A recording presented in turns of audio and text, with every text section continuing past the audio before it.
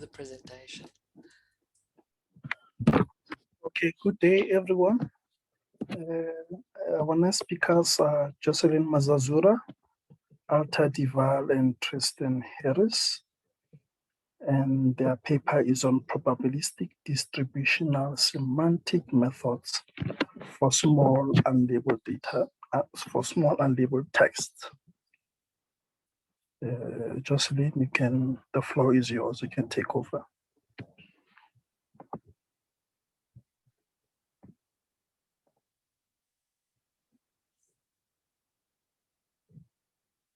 Jocelyn?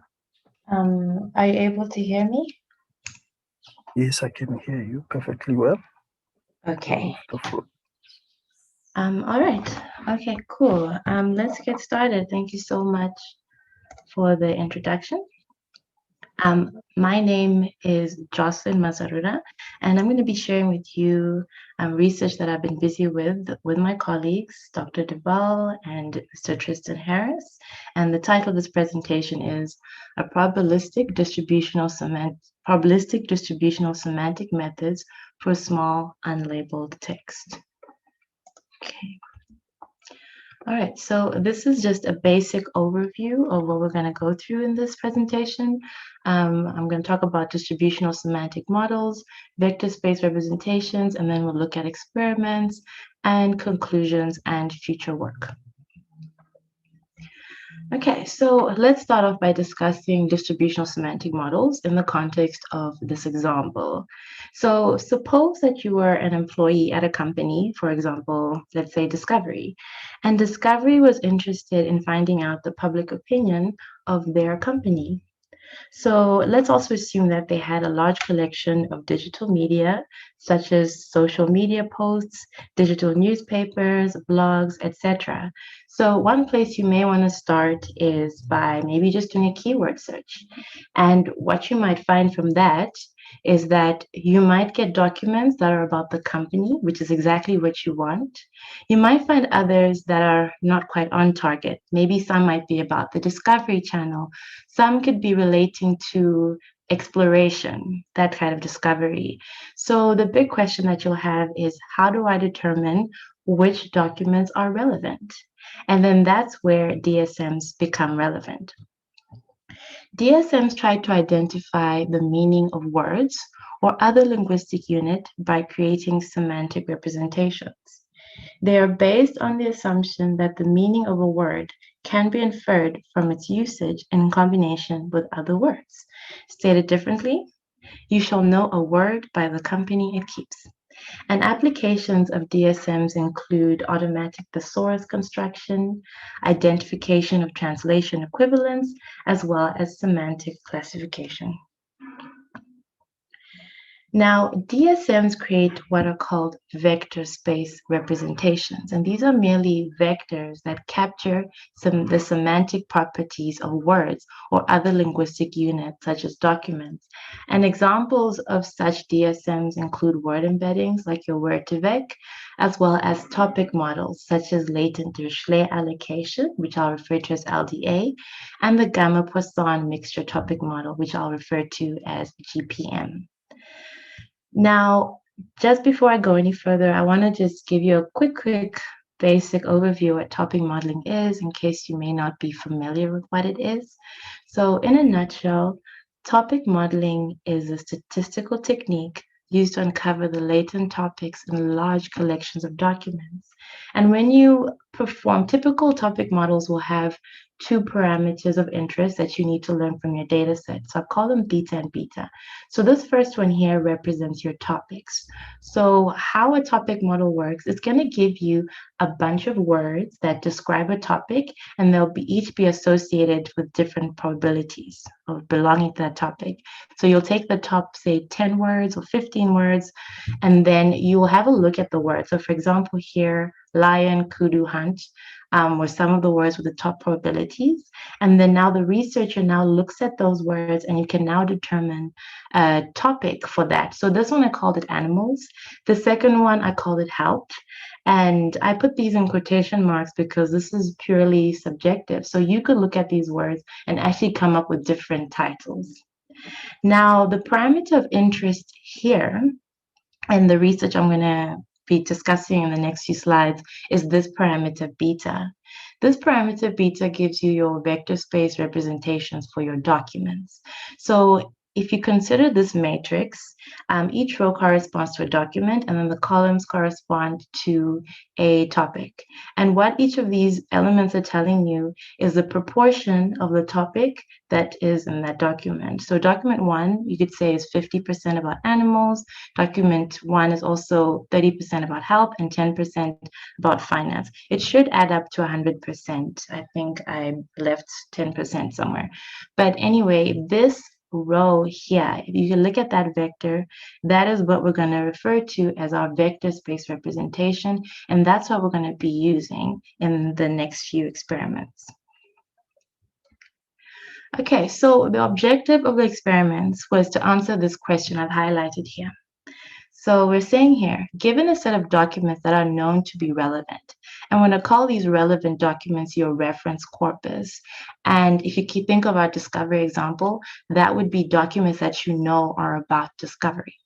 So given such a reference corpus, the question is, can we determine if a new text, which we'll call a query corpus, is semantically related based on unstructured information only? So in order to evaluate this and try to answer this question, we considered the following data sets. We looked at articles from a corpus of COVID-19 medical papers. Now, we focused on 2 topic models, the LDA and GPM. LDA has been very successful on long text. So we opted to use the contents of the articles when we applied LDA. And then short text was designed, GPM was designed for short text, actually very short text. So we focused on the abstracts, but only the first 10 words. And then we performed basic pre-processing. So we turned all the letters to lowercase. We removed stop words, numbers, and special characters, and also performed stemming. Okay, so this is now a basic overview of this semantic similarity architecture that we proposed. So the first thing that we did was label the documents. And the reason for this is we are working in an unsupervised context. So we don't already have labels for any of these articles. So we need to create labels mainly for evaluation purposes, but we also want this whole framework to be relevant in an unsupervised context as well. So you can still follow the same procedure even if you don't have labels. And in the case where you do already have pre-labeled data, you can skip this step and actually continue. And that's actually work that I did in my PhD. So the labeling was performed using topic models. We used the topic models that I mentioned earlier because those are designed to work well in this unsupervised context. So we found the different topics and we labeled the documents using the topic models. Another thing worth mentioning is that we also wanted this whole framework to be relevant in a context where you have limited data. So that's also why we focused on COVID papers. So when we did this work last year, naturally being a new occurrence, there was limited data. So hence this research being on small-sized, unlabeled corpora. So from here, we then split the documents into a training corpus and a test corpus, and then we trained our DSMs. So we specifically used LDA and GPM. And from those DSMs, we got semantic representations for your training corpus. And then we used that trained model to find semantic representations for the test corpus. And then in order to evaluate the results, we then selected a topic that we wanted to be our query, and reference. So for the reference corpora, we focus on, for example, genetics. And then for the reference corpus, we chose genetics and immunology, just in order to do a comparison. We chose semantic representations for documents that were the same as the reference corpus and one that was different. So the next step was to calculate semantic similarity, and we did this by calculating the adjusted Shannon distance. So this is merely the calculation where we take 1 minus the Jensen-Shannon distance. And what this does for us is it makes it such that high values correspond with high similarity and low values correspond with low similarity between documents. And all values are going to be between 0 and 1. So what we did is we calculated the semantic similarity between genetics in the reference corpus and genetics in the query. And then we also calculated the similarity between genetics in the reference corpus and immunology in the query corpus. And then we plotted the distribution. So that's where you'll get graphs like this. So this red one, ideally what you want to see is high similarities when you look at genetics reference and genetics query. And then you're hoping for lower similarities when you look at genetics versus immunology. And then lastly, now to answer that question that I highlighted earlier, we proposed a relevance index. So just to put it loosely, this relevance index that we calculated can be thought of as the probability of a query document belonging to the reference corpus. So naturally, these are going to be values between 0 and 1. And then I'll show you graphs similar to this, where we plotted those values for each document so you can see the results clearly there. So let's have a look at the results. So this is for your long text. So this first graph is similar to the one that I showed you earlier. So we found favorable results. We found that we had larger semantic similarity values when we looked at genetics from the reference versus genetics from the query. And then we got smaller distances, smaller similarity when we looked at genetics versus immunology, which is what was desired. And then for the relevance index, I have plotted it now graphically. The horizontal axis gives us the document numbers. So these are the different numbers. And then the vertical axis is going to give you now the relevance index. Remember, I said they're probabilities. So they're going to be values between 0 and 1. And we plotted them. And how this relevance index works is high values indicate high relevance, whereas low values indicate lower relevance. And what we did in this graph is now we indicated the documents in the query set that belonged to the reference, so in this case, genetics. So our focus is genetics. And then the red ones indicate documents that are from immunology. So in order to now perform further evaluation metrics, we defined this threshold here, this horizontal line. And then now we were able to compare the relevance indices against these. So we expect that relevant documents will have high similarities. So your blue ones should be above the line and less relevant ones should be below. So that means your red marks should be below the line, ideally.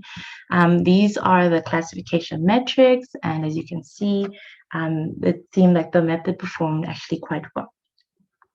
And then on the short text, there is also quite similar. If you look at the first graph, I'm sure the one thing you notice is that you have such extreme values. And the reason for that is it comes from the assumption made by that GPM topic model. It assumes that each document belongs to exactly one topic. So when you do the inference and you train the model, you're going to find that the vector space representation for a document, it's going to be a vector mostly of zeros, and then most of the probability will be on exactly one topic. So you end up with these very extreme values. And then the relevance index graph is similar to the previous one. We expected blue documents to be above the line and red ones below. And these are the classification metrics which we were happy with, and they look very good. So now, in conclusion, this is the question that we set out to answer. Given a reference corpus, can we determine if a query corpus is semantically related?